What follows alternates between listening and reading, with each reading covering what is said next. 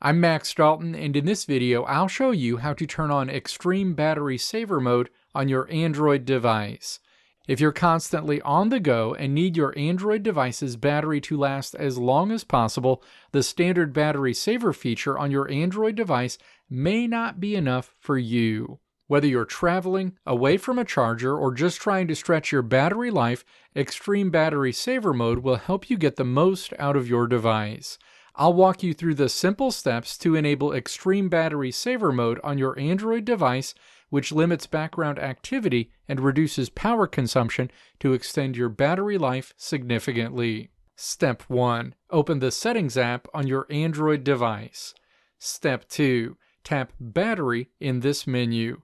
Battery options are displayed. Step 3. Tap Battery Saver. Battery saver options are shown. Step 4. Tap to toggle on Extreme Battery Saver. Going forward, whenever you turn on the Battery Saver feature on your Android device, Extreme Battery Saver will be enabled. Let me know if this video helped you out in the comments below. If you liked what you saw here, click the video links on the right side of the screen to check out another video. Or click the logo on the left side of the screen to check out my tutorial website at www.maxdalton.how.